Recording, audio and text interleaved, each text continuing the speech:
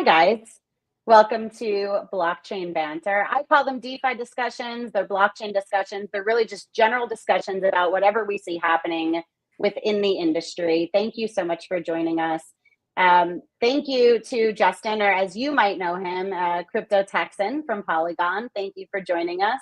We go way back, but I don't think you've ever been on Blockchain Banter. So it's nice to finally have you on and not just hear your thoughts at conferences and through your own posts and things, but to really actually have the live discussion. So welcome. Thank you for being here. Yeah, And absolutely. Yeah, we do go back quite some time. yeah, The three of it's been us, a minute. really. And Yeah. so, yeah, happy to get this on live. Yeah, agreed. Thank you. Also here with Dr. Mark Richardson, project lead at Bancor and Carbon DeFi. Okay, Justin, I'm going to start. Maybe you could just give us a quick intro. I know I quick introed you, but maybe just give us a little bit. We know that you are at Polygon. How'd you get into the space? What are you doing over at Polygon? Yeah, thanks, Jen. Yeah, my name's Justin Havens, Crypto Texan on Twitter. I've been at Polygon for about 3 years now. Prior to that, I was in the traditional banking space for about 13 years. There came a point where I was working in the banking world and I got introduced to crypto. And then eventually I started working for a DeFi DAO called the Index Coop. So I was full-time at the bank and then part-time anonymously as Crypto Texan. So, had a job and a half there for a little bit. And then over time, I felt as though I needed to go full-time crypto. So I reached out to my network, and then the Polygon team reached out and said, "Hey, heard you're looking for full-time work. Do you want to work We at want Polygon?" you. And I said yes. And I'm on the DeFi growth side of things, working with the marketing and BD teams on growing a thriving and robust DeFi ecosystem at Polygon, and working with teams to leverage the ag layer as well, which is the interop solution that we have. Awesome. You guys have done quite a bit of growth over the last 3 years since you've joined. Really quickly, I'm kind of curious, being in traditional banking, I've heard quite a bit about not being able to get into the, crypto side of things. Was that ever a conflict of interest with your, job and a half at the time? Was that part of your anonymity, or was that just a personal decision to stay anonymous? It was kind of a personal decision. Yeah. I wasn't sure what the sentiment was going to be. If people knew how, at my traditional workspace, if they knew how into crypto I actually was, because it was, I think in the traditional finance space, it was kind of seen as like a weird thing, and I didn't want to risk like not being able to be taken serious. And now the conversation has Understood. changed a little bit. We're seeing a lot of high name institutions like BlackRock, Hamilton Lane, All over, yeah. yeah, that are building on chain now. So the conversation has changed on the RWA institutional side of things, but there are things that I think people look at the crypto space and think, that's weird or that's interesting, like memecoins or NFTs, Right? things like that, which I think we're going to talk about a little bit today. So 100%. Yeah. Mark, would you mind giving yourself a quick intro as well before we dive in? Yeah, certainly. My name is Mark Richardson. Prior to crypto, I was an organic synthetic chemist. I was in California for a little while teaching chemistry at UCI. Immediately prior to crypto, I was working for the Australian government at the Commonwealth Scientific and Industrial Research Organization, where I was building new medical devices, researching some carbohydrate chemistry and so on. It was really during the pandemic, and the city that I was living in at the time went into something like 2 years of contiguous lockdown, which was pretty draconian. And so being, forced to stay at home under the threat of arrest if I left my house, that's how authoritarian the Australian state is. I was looking for ways to be useful. And this was like sort of right in the early phases of DeFi summer, which was happening around that time. And so I took a profound interest in DeFi and very specifically exchanges. And I was, reading the white paper literature, reading some of the patent literature, and discovered Bancor, and was first an early DAO contributor there. And then, after a while, the founders were like, why do you have so much time to do this stuff for us? explained the situation, and that eventually I would have to, it's been fun, but I'll probably have to go back to work eventually. And the next day they offered me full-time employment. And so I picked up a full-time contract, first as a researcher for the B Protocol Foundation in Zug in Switzerland. Shortly thereafter, I was the head of research, then the product architect, and now the project lead. Awesome. Thank you. Okay. So Justin, by the way, I had a job and a half for a pretty minute there as well. I was running a family bar for probably 15 years or so. But I didn't mind being the weirdo that was talking about crypto all the time. You know what I mean? Like, I'm behind the bar anyway, so it's kind of your stage. So when everyone's like, "Oh, how's everything been, Jen?" I'm like, "I'm exhausted. I was up all night researching blockchain." And they're like, "Cool, I'll take another Budweiser," Didn't really take that seriously until it was the bull run, and then all of a sudden it was like, okay, let's revisit this conversation, Jen. So it was interesting to kind of see that shift a little bit, right? They did reach out to me when Bitcoin retraced, just to let me know that they were sending condolences, and if I needed anything to let them know. Yeah, how nice of them to do that. Yeah. Okay, so I'm really curious, guys. I am seeing all over, like, I feel like we're just just industry in general, right? There's a division, and meme coins seem to be at the center of it. And it's either you love them or you hate them. I feel like there is an in between, and I want to kind of talk about it. There are some serious accounts. I had quoted Ben Cohen when I first made the announcement for our call. Sorry about that. Oh, that's okay. When I had made the announcement for our call, it was like, they're ruining crypto.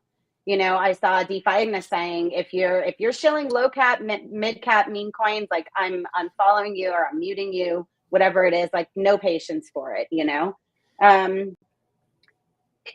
What do you think about it, Justin? I kind of know your take, because when I made that announcement, it didn't take very long for you to be like excited to talk about why meme coins are fun, right? Maybe you can elaborate on that a little bit and kind of just give us your take. What is your opinion on meme coins at the moment, and maybe how they're affecting crypto, if you think they really have a significant effect on it? Yeah, I think I'm going to pull up what my tweet said, actually, because let's talk about how meme coins blowing up is actually good. So okay, there we go. I think, so I think it's a little more nuanced, but I think, it's not, there's a reason why meme coins are so popular, right? I think they've obviously been heavily criticized due to, like, there's a lot of scams, rug pulls. Anytime a celebrity launches a coin, I do cringe quite a bit. But their existence and popularity, I don't think it's accidental. I think they are in many ways a direct response to the previous regulatory environment that has suppressed more structured token-based funding mechanisms. I'm not sure how much you want me to go in on that right now, but I can elaborate if you want. Yeah, go for it. No, I want you to give your take and actually be able to explain it, not just state it. So. Yeah, I think, if you look at, like, historically, like, token launches in the ICO phase of Ethereum, while, like, some of them were scams, some of them just didn't phase out the way, but I think, they had clear value propositions, and it was on the onus of the investor to, do their own research and actually decide if this was something worth investing, right? And what you had was this term that popped up in the ICO era called utility tokens, which means, you've got tokens that were meant to be used within a protocol, and then you had governance tokens, which enabled decentralized decision making, maybe some profit sharing. And then, the ICO era kind of blew up, and there was increasing regulatory scrutiny, particularly from the SEC and other agencies, that kind of led projects to avoid discussing token utility altogether. So I think there's fear of loss. The fear of lawsuits, like, in enforcement actions, really push teams to either, like, avoid token launches altogether in the traditional like ICO sense, raise money for them, or only or you would focus on accredited investors and kind of leaving retail out in the cold, or you could launch tokens with no stated utility, and hence the phrase like it's just a meme coin. And there was like kind of like this loophole where if you launched a coin without utility and you were just clear about it, then that was kind of like this little legal loophole, I think. And like there is demand for these meme coins. Like, they thrive because they do satisfy like a human in market impulse where users want early stage speculation, community driven narratives, and like some sort of like social engagement as well. And so like while some are scams, on the meme coin side, like others are kind of purely organic. And some meme coins like end up adding utility later as a bonus. And I think, I think it's kind of forcing teams to not be as clear as to what their intentions are to investors or token buyers than they should be. I think the landscape is changing a little bit where people are more willing to talk about token utility and the benefits of holding a token, revenue sharing, decentralized governance, et cetera, et cetera. But for the past 4, 5, 6 years, it's kind of been a little bit of a taboo subject just because of the fears of potential enforcement actions. So really, they're here to satisfy a need that has been suppressed by, I think, unfair and unclear adversarial regulatory environments. So that's kind of my thoughts on the space in general, how we got to here. Such a good point. Like, and I'm so glad that you actually like elaborated on it to the extent that you did. Mark, I'm sure you have something to add to that, because I mean, I know that I completely understand what Justin is saying and can see where he's coming from, because there are certain things. I mean, we all know I'm the host of Blockchain Banter, right? But we also know that I'm a contributor at Bancor, and there are certain things that I cannot talk about. It's not even a gray area. It is a strict no-go zone. And it's pretty much what Justin was saying, right? Yeah, absolutely. And yeah, like I think there's something that Justin said there that I think should be underscored, several times. Recently, I elaborated on something I've said, dozens of times before, which is that you always get what you incentivize, right? You just don't always know what you're incentivizing. And the regulatory landscape since sort of 2015, 2016 has been extremely hostile to like disproportionately to legitimate projects than, I don't want to say illegitimate projects, but projects that aren't seeking to do anything that has, like as Justin was saying, things like financial utility. And the reason for that is that there is something called like the Howey test in the United States, which tries to categorize things as being, either a security or not. And the reason why this test exists is because there was it has something to do with like an orange farm, and someone selling, shares in his, in his orange production or whatever it was. And then later on, investors coming after him for whatever reason. And the test is that was there ever a reasonable expectation from the people that were handing over that money for a return on that money? And that's basically the test now that the US applies. And this is what people say when the US is enforcement based, right? Is you have to kind of wait for that precedent to be set. And then once it becomes precedent, it becomes law. In that sense. And so this is the Howey test is what the SEC went after Ripple with when XRP was issued. And this is what opened up that, incredibly complex can of worms, which is, maybe the ICO phase of XRP was a security, but that doesn't mean the XRP token is a security afterwards.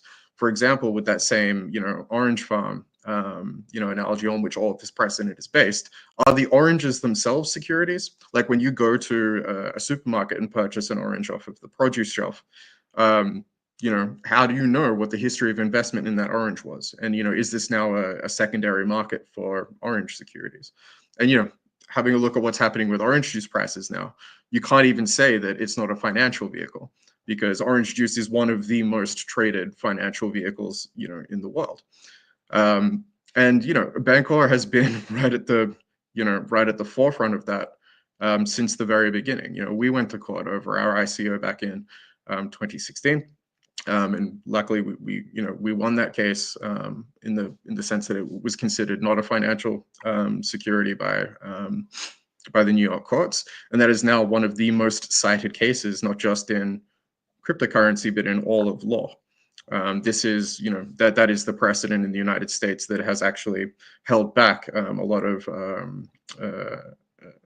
of enforcement actions against similar companies.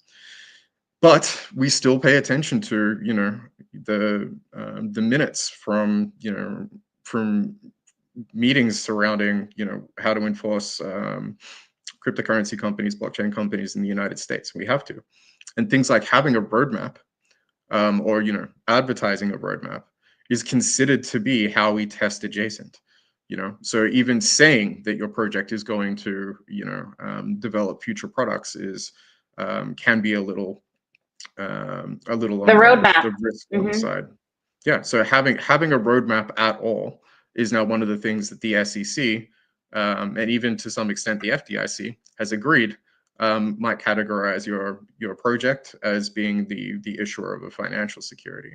So should we be surprised when meme coins come out with no roadmap, no utility, completely completely devoid of anything that could even be considered remotely close to satisfying the Howey test? This is what the regulators have incentivized, and so this is what they got. And to that point, no one's really coming after meme token markets, right? The president of the United States just launched a meme token. And he's not the only one. But they're still coming after all of the other projects, right? For they're still to my knowledge, they're still coming after Uniswap. They're still coming. The case against Ripple hasn't been completely settled. And there will be more. We hear about these Wells notices and things going out, not with the same regularity that they were, under the Biden administration, but I imagine that stuff will continue to trickle through. So if you were someone who wanted to contribute to the space, what are your options, right? Do you want to do something interesting, and with a token with utility and face endless lawsuits? Or do you want to launch a meme token and no one will do anything about it? Like it really is. And just have fun. Just have fun. It's definitely a product of, or at least partially a product of, the regulatory environment. Like in a way, they produced meme tokens on the scale that they have today. Now, why would you guys? Oh, go ahead, Justin. Were you going to add something to what Mark was saying? Yeah, I was going to add something to that, and I think. Yeah, something else we can even touch on here. I know we're talking about meme coins, but I think we're talking about everything that has led up to what has made this situation the way that it is. And I think, Mark touched on a lot of things there where, after the ICO era in 2017, 2018, like there did become a chilling effect on projects and how they innovate on token design. And airdrops also came into the fold here, right? And it's kind of a poor substitute for ICOs, in my opinion. They're not really a sustainable replacement for like fair early stage token sales, because they, from a team perspective, they lack commitment from recipients, right? There's like no real investor mentality in airdrops. Like people are just going to farm and dump them. right, there's more volatility in the sense that they get dumped as soon as they hit the market, and it's inefficient because instead of funding development projects, give away tokens with like no direct return outside of like hoping that liquidity that you've provided or that user base that you've generated or for the hopes of an airdrop is maintained or retained, and it typically isn't. So I do think like meme coins and airdrops together are different symptoms, I should say, of the same issue. They exist because the market still wants some sort of decentralized early stage participation, and the most efficient way that aligns both interests for the investor and the projects are like these ICOs, in my opinion. But regulators have kind of removed like that best mechanism, which is like a fair token sale, instead of structured fundraising. So, I think kind of what you said, Mark, like you get what you incentivized. Yeah. I mean, if you fix the incentives, you fix the market. So if regulatory clarity did allow for some sort of transparent, compliant early stage token funding, which I think that there are bills being worked on to help with that, we wouldn't need to rely on like meme coins to scratch that speculative itch or airdrops for distribution to try to retain like owners and of the project. But yeah, until then, airdrops and meme coins will just continue to dominate because they're right now they're the best option available under the current rules. Justin, question for you. You used the word investor a couple times, right? And I know what you mean when you say investor, right? You see a lot of retail being referred to as gamblers when it comes to meme coins. When you're talking about the 2017 ICO era, that was a lot of DeFi protocols that were really kind of building the foundations of DeFi, right? I see that as more of the investor side, if you will. Whereas meme coins, do you see that the same? We're kind of comparing the two, and I know that the gambling in the casino, the shitcoin casino, however you want to say it, or however the industry refers to it as. Do you see them as the same? Mark, I want to get your take on this as well. But yeah, I think there's a line you have to draw somewhere between, and it's not an all or none, right? Yeah, yeah. I think there's a line you got to draw somewhere between an investor and a gambler. Like an investor like analyzes fundamentals, takes calculated risks, and seeks typically long-term value creation. And a gambler bets on things that have a little bit more uncertainty, maybe. With less research, little to none fundamental basis, relying more on like luck or short-term volatility on the meme coin side of things. And I think, the key difference is, so what it was the key difference between those two, I guess like risk assessment and strategy, where investors are more likely to manage risk while gamblers more so embrace the risk blindly, almost. They might know the odds are stacked against them, but they don't care. And I guess gamblers are probably lean a little bit more on the entertainment side, while investors would try to lean more on the professional side. And I think what we have in our industry is not much of a middle ground because of the chilling effects and in the regulatory environment. It's kind of forced. You're either forced to be an accredited investor that can invest in early stage projects, or you can be a gambler that purchases meme coins in the hope of capitalizing on that volatility. There's not a whole lot in the middle. And I think, it just comes down to the incentives of the regulatory environment has presented our industry with. Yeah. I would love to get Mark's take on that too. Yeah, Mark, what are your thoughts? There's not a huge amount of difference between gambling and investing other than like the mentality I think that people bring to it. And so like there are things that you can say are specifically gambling. like a roulette table. You know, there's not a huge amount of thought that goes into you know, deciding which number that you're going to put chips down on, or whatever. But then what about something like pontoon, right, or blackjack or poker? Like, these are things where you know, if you ask the people that, some people play these games, you know, as a career, and some of them might rightfully argue that every single thing that they do, every bet that they make, is a considered decision based on the likelihood of them winning, and that they are not playing a game in the sense that, you know, it's a you know, like in the sense that playing roulette is playing a game, but more that they are applying a skill, right? And they have to manage risk, and they use all of the same language that that investors and day traders use when referring to their game. And interestingly, I think like things like poker, where, you know, you're not necessarily playing against the house, especially like a cash game of poker where everyone's just playing against themselves evenly. It's zero sum in much the same way that you know, trading things is. And I realized that, you know, investment, especially in, you know, like foundational technologies, you know, whether it be electric vehicles, green energy, you know, whatever, infrastructure projects, you could argue that these things aren't zero sum, and that's potentially true. But that doesn't necessarily mean that trading the stock isn't zero sum, and that's primarily the way that people invest in these things. And so in that sense, you know, gambling and investing through these kinds of public vehicles, they are, at least, you know, at some very fundamental level, very difficult to distinguish. But the behavior, the mentality, the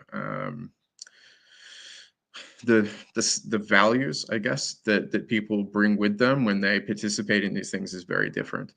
And having said that, I do see much greater parallels between sort of the gambling mindset and something like cryptocurrency trading than I do with people that are, say, investing in, you know, new solar farms or wind farms or something, you know, for clean energy production. Like, they are very different things.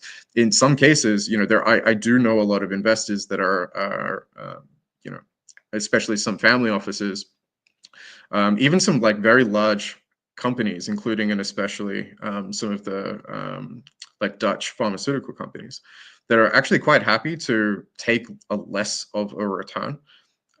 Like, they're not necessarily optimizing for profit, so long as they're convinced that, you know, the benefits to either the country that they're investing in are you know, are tenable. And so in that sense, you know, investing can be a little bit more, you know, we start to get out of the gambling scale, where it's no longer about addressing your bottom line, right, or the value or size of your portfolio, but more about like the impact that you've had on society. That's much more of an investment style mentality that kind of drifts away from gambling. But as long as your primary motive is to become wealthy, then I think, you know, gambling and investing become much more difficult to discern from each other. Okay, let me ask you this. You're talking about the impact, right? Along with meme coins, I see a lot of the I hate meme coins, I'm done with them, and whatever else, right? KOLs come into the conversation, right? Now, what do you think that meme coins are getting somewhat of a bad name or a bad reputation, or some of this hate, because of the way we're talking about, you know, the ICO era? We're talking about airdrops and things, and I don't think it's a secret. I mean, this was another one of Ben Cohen's recent tweets where, you know, you think your favorite KOLs are giving you alpha, but really they're just kind of gathering you now as their exit liquidity. And of course, not all, right? When we say these things, or when I say these things, I just want to clarify too. I'm not talking about all meme coins as either good or bad. I'm not talking about all KOLs as either good or bad, or, you know, but generally speaking, if I can group them together, right? There are a good number of them that you are their exit liquidity, and we've seen it. I mean, we've all been in this industry for quite some time now, so we've seen our fair share of them being called out and shamed for this.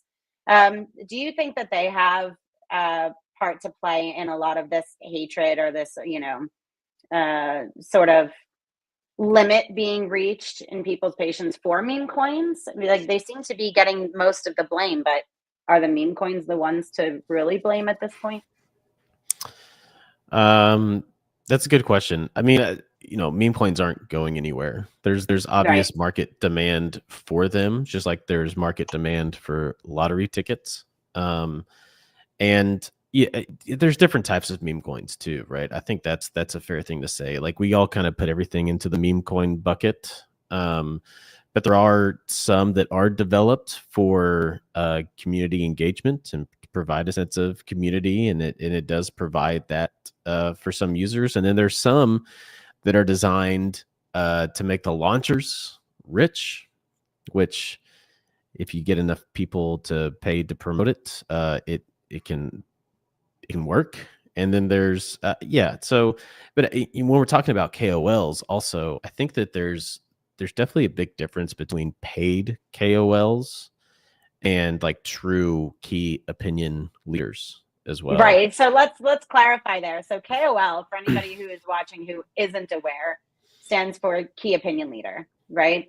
And like you said, a lot of them will be paid for this, and a lot of them are really just doing this organically because they have this interest. They want to highlight different projects, bring awareness to different projects. So continue.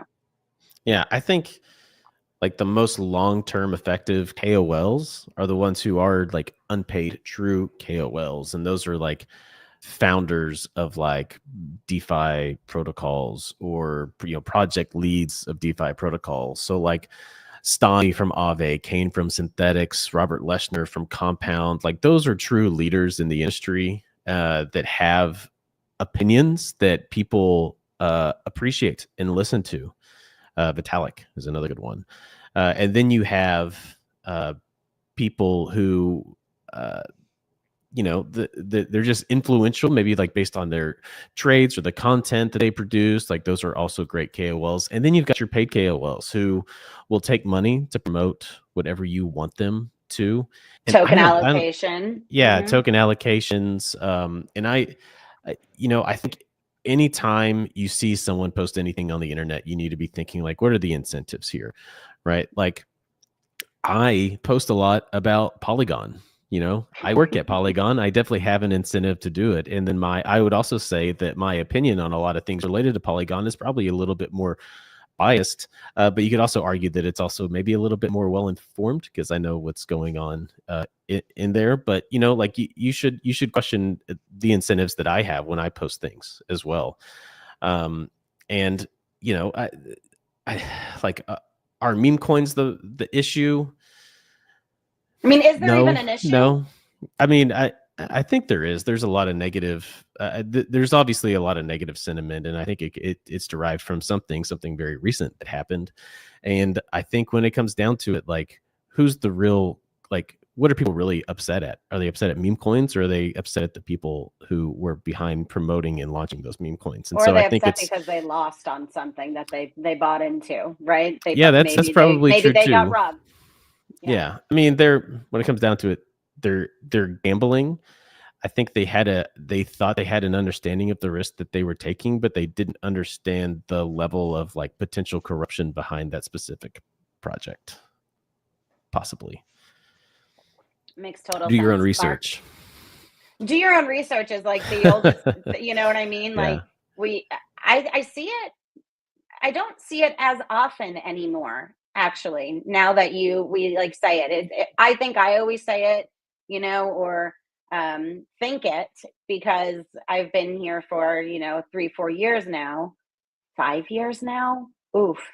But I don't see it being said as often as we maybe should. It's a good reminder to all of us to get out there and really do some research. Mike has a question really fast. But is there any way to know who's incentivized? No one shares that they're getting paid. So do your own research is easy today. Easy to tough say. to practice. Easy to say, tough to practice.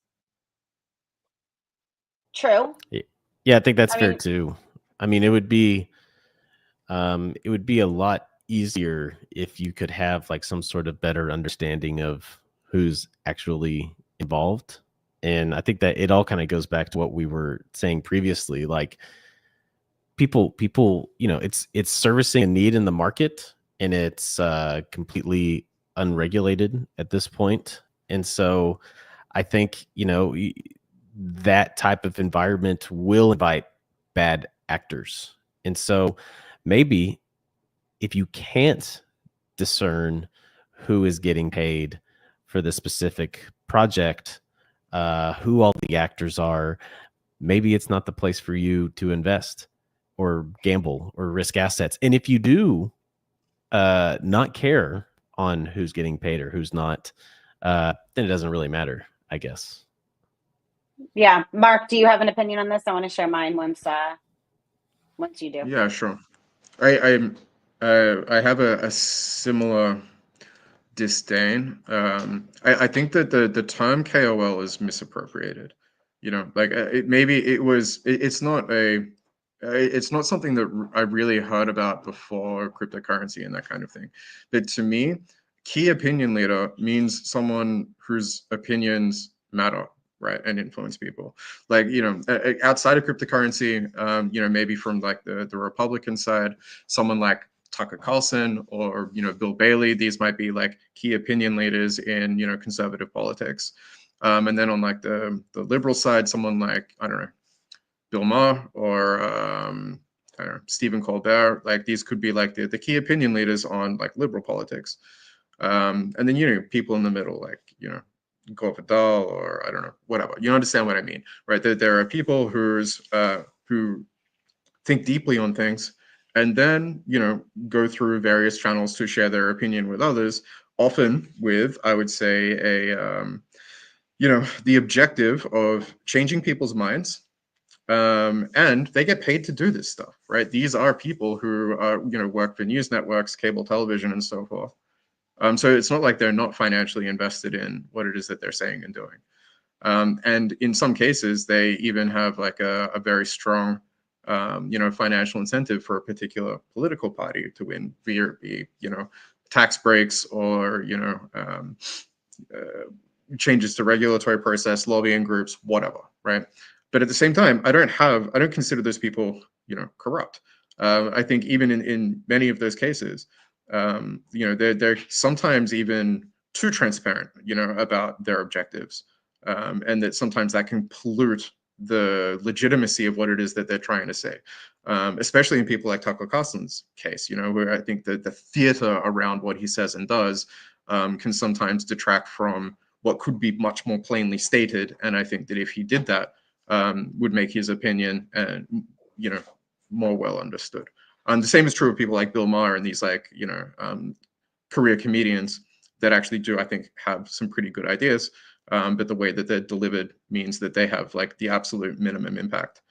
But you understand the point that I'm making. Like there are sort of these academics, maybe it's an elitist perspective, I don't care, that do think deeply on things, and I think some of the things that they have to say are valuable. Key opinion leaders in cryptocurrency is someone with a Twitter account, usually a Twitter account that they have purchased to have a certain number of hundreds of thousands of subscribers. Like it's something that you pay for. These are services. These followers may or may not actually exist, but it gives you a lot of clout in the rest of the community. And this means that you can demand payments from projects in order to talk about their token or whatever. But a key opinion leader, they are not, right? They are more like Kim Kardashian selling handbags or makeup or something, right? They don't really have any opinions to speak of. There are probably some obvious exceptions there. I would consider Zach XBT to be a key opinion leader. I would consider Banteg to be a key opinion leader. And these are people that are, mostly undoxed, we'll say, but extremely recognizable and have very, very strong opinions about things in an extremely good way of articulating them. And so they are key opinion leaders, to my view. The fact that they're not peddling a product just means that I think that this industry has done a very poor job of not conflating advertisement with actual, opinion and educated discourse. Having said all of that, I don't think there's necessarily anything wrong with what we call a key opinion leader, right? This is, like I said, if you have an issue with someone, shilling you a meme token that doesn't earn you any money, then we should take similar issue with, the Kardashian family selling you makeup that doesn't actually, make you look any better, or selling you vitamin supplements or health supplements that don't actually make you any healthier.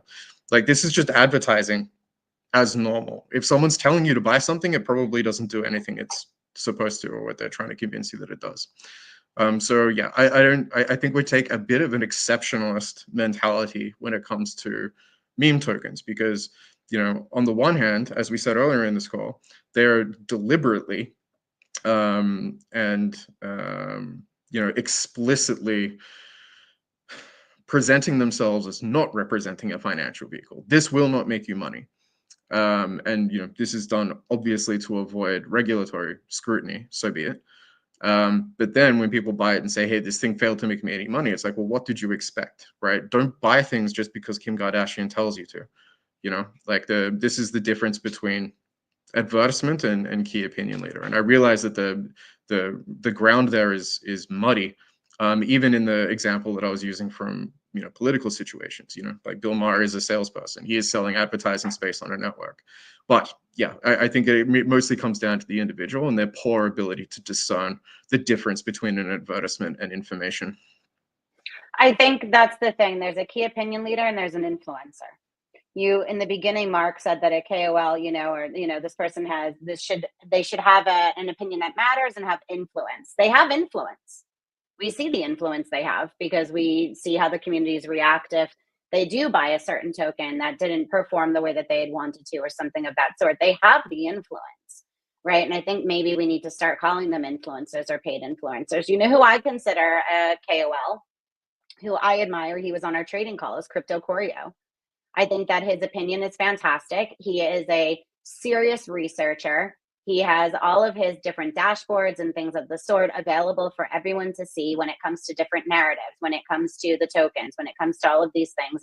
And each of his points, he gives the exactly why he believes this with the data that he's gathered. That is like a KOL in a sense, that I admire in his approach. And he'll do threads and he'll say at the end, this was sponsored by this project. But they're projects that he has mostly just spoken about previously, or that he agrees with, or is fond of, I should say. You don't see him just pushing whoever happens to throw money his way. And I appreciate that from him. Mike, what I wanted to say also, though, in response to your question here, is there any way to know who's incentivized? I would say look at the token distribution. You have bubble maps when it comes to doing your own research. You have bubble maps and some other tools that are available where you can look at how, a lot of these meme tokens that get all of this hype in the beginning and then don't perform so well. You can look and see. Go ahead. It's good advice, but it shouldn't matter, right? If you're being told to buy something, it shouldn't matter if they were paid to tell you to buy it or not. I don't think that's. Go ahead. I think that, when he said was, it's easy to say do your own research, but hard to actually carry it out.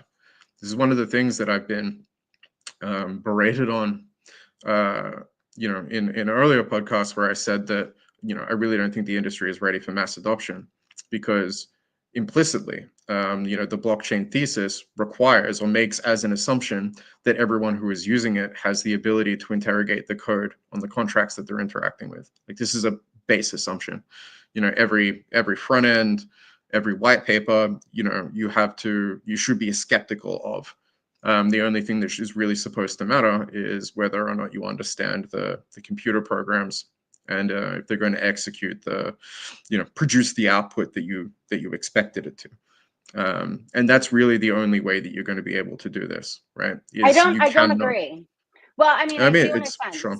But going back to what I was originally saying is that bubble maps, it just goes, Libra was launched by the same project that launched Melania token. They each had 80 or 90 or 95% of the token, supply in one wallet. So there are things and tools and resources and projects that this is their specialty. If you can't go and do all of this yourself, and I think it's an unrealistic expectation to think that everybody in this industry should be able to do all of these things themselves. Right. And this So is in why that- we have those that we trust. And yeah, it's supposed to be There it trustless. is. At the end of the day, I do trust Zach XBT's opinion.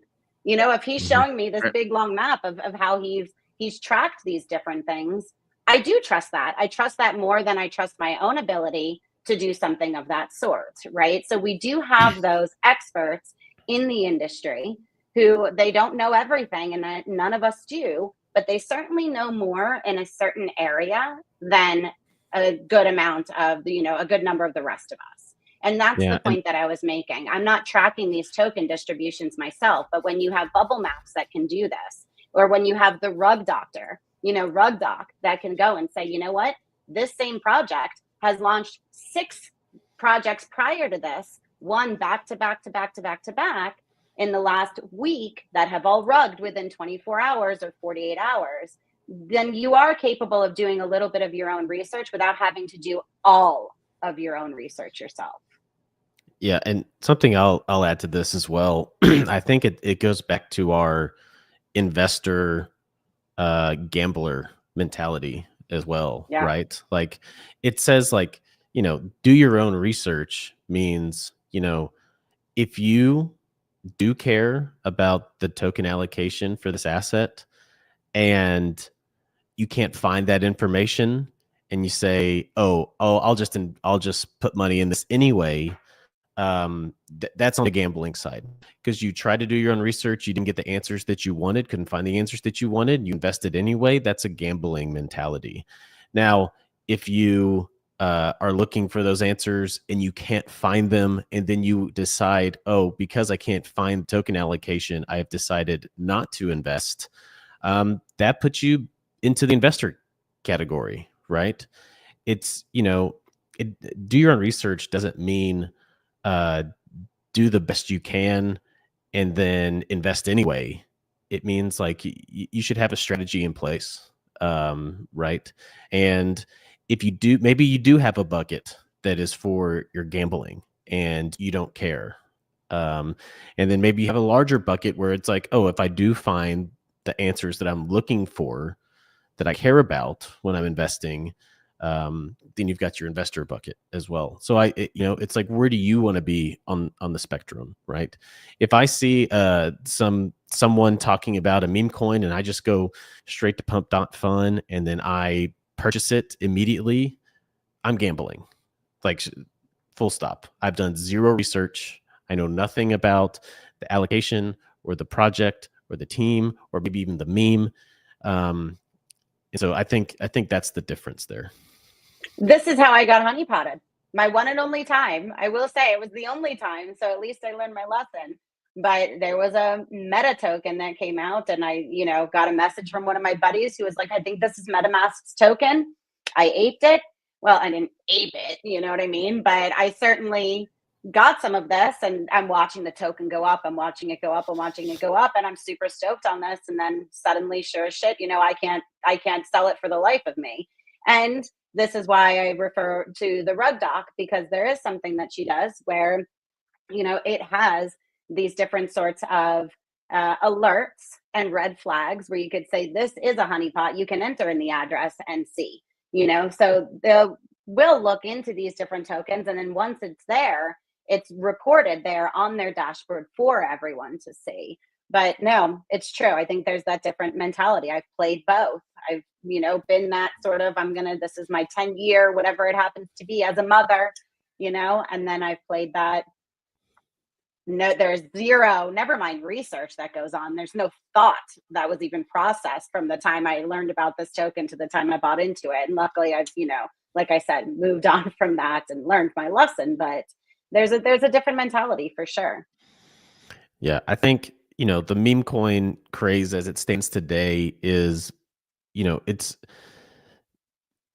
similar to how Mark said the term KOL has been misappropriated. I think the term meme coin now has been misappropriated because the landscape has changed so much, right? Like most meme coin launches happen only after private deals take place, where part or most of the supply is bought or given to KOLs. And then these entities have these KOLs they have found a way to extract a significant amount of value from this ecosystem. And I think they believe that the only way to make big bucks on meme coins is to be insiders of a rigged game. Like, it's rigged as it stands today. The traditional meme coins that were out there, like Dogecoin, that started as a joke, community formed around it, and it's a very strong and thriving community, right? It's hard to get to make that happen now. I think most organic meme coins are dead at this point. You're muted, Jen. Thank you. I will say that, you know, someone had brought up a good point on, you know, the actual thread, just about meme. Well, it's kind of a rebuttal of mine, but meme coins really have no value to add. And I said it, maybe it's an easy, accessible way for them to do a fundraise. So it was almost what you were saying with the ICO era, you know? And Mark, like, Bancor has their deployments on Say. This reminds me, we did the Memecoin madness with Sayin, who started out as a meme coin project, and they're probably the biggest on Say. And now they just developed and deployed their own aggregator. So you could see different ways where they still have their meme community. They still have their meme coin. They still have their, you know, that sort of fun feel to it, right? But you can see how they have taken what they started as and have grown so much into something so much more than just a meme coin. I want to bring up one more thing from Mike, and then I want to take the last couple minutes. We didn't really get into Polygon or really get into Bancor, so I want to give you guys, you know, the last 2 minutes each to just kind of give us a quick blurb on it. Mike was saying, and this is a good point, I also think we become victims of any previous success. He made a killing on Hex, so he assumed that PLS and PLSX would be, you know, equally successful. Nope. I think there's that FOMO and that sort of that I'm on this high, right? And so you take that and you kind of Hex. Go ahead. Hex is a really. I have very strong opinions about Hex, and I might, you know, I'm gonna do my best to not say anything like too harsh, or at least nothing unwarranted about it. But you know, its founder is a serial fraudster, and just remember we have 3 minutes left, Mark. Okay, so before no, we get too far into your opinion on Hex, right? Yeah, I won't get into my opinion on Hex necessarily, but I just say, like, this is one of the projects that absolutely fails like all of the normal sort of sniff tests that you might do as like a, you know, someone who's taking an investment mentality to these kinds of things. That didn't mean that it wasn't successful. And this is the paradox, I think, that really started to come into the limelight in 2019, 2020. And I saw the memes of, you know, people saying that, you know, don't invest in that, that's a scam. And then with a big grin on their face saying, I know it is, right? Some of the highest performing assets of the, you know, of that bull cycle were the scammiest, like were the most obvious rug pulls. And we're still lingering with that today. And I think Hex is one of those examples, right? Like it was a, you know, like I said, founded by people with an extremely shadowy past, releasing a token and then cloning a whole blockchain and releasing clones of all of the tokens of that blockchain and so on. Like it basically doesn't, you know, it doesn't hold up to scrutiny very well. But it didn't matter, right? The tokens still performed massively well. And that is one of the things that I think is conflicting people all the time, is that if they are here to make the maximum possible profit, it doesn't necessarily mean that they should stay away from things that are obvious scams, because sometimes those obvious scams are the things that perform the best. And that's the, you know, it's a horrible aspect to the industry now. But I think people are aware of that. And so DYOR, like, again, you know, that bell curve, like, you know, midbrain meme, where the people on the far left and the far right seem to have the same opinion, but the, you know, the people in the middle disagree with. And in the case of these things, it's like whatever has the most mind share at the time is the thing that is, you know, worth investing in. And I think that that frustrates a lot of people. Thanks, Mark. Okay, we are at the top of the hour, but I do want to hand it over to Justin. You know, we always say this isn't our shill, right? But at the end of the day, like, you are DeFi growth lead at Polygon. You know, for anybody who tuned in, like, tell us a little bit, update us on Polygon. I know that we're short on time, but you've got a minute or two to give us your best elevator pitch.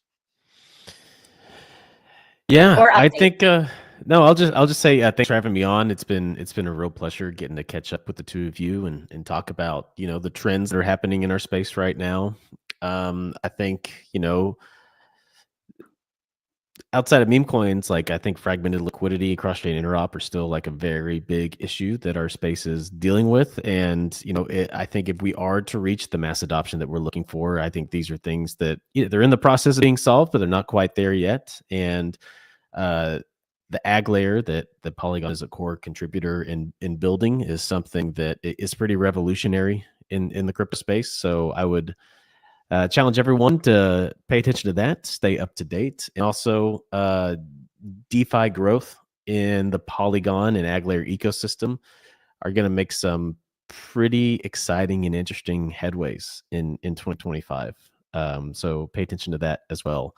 Follow us, 0x Polygon, on Twitter. And yeah, it's been a real pleasure catching up with y'all. It's been wonderful. Thank you so much. I hope that you join us again. Mark, go ahead. Best elevator pitch. Floor is yours. Sure, I'll keep it brief. So Bancor is the project that brought something called the constant product automatic market maker to blockchains in early 2017. The very first X times Y equals K you know, liquidity pool was between BNT and GNR, which were Gnosis and Bancor were, I think, the only applications built on top of Ethereum at the time that pool was launched, or at least one of an extremely small small collection of projects actively developing at that time. Since then, you know, we've marched on. We've had amplified or concentrated liquidity in 2020, and now asymmetric liquidity as of 2022. And that's productized under the banner Carbon DeFi, Carbon being an anagram for Bancor. And it is in my view, the most feature-rich decentralized exchange experience available anywhere. You know, for anyone that has used a centralized exchange and has tried to execute specific trading strategies akin to grid trading, or even just a directional bet, say, you know, buying the dip at a predefined location and then, you know, selling it at a certain profit as it begins to rally to the upside, we'll know what I'm talking about. These are things that you cannot do with conventional AMM infrastructure, and Carbon was built to really expand out that kind of feature offering that I think residents of blockchains have been reasonably asking for several years.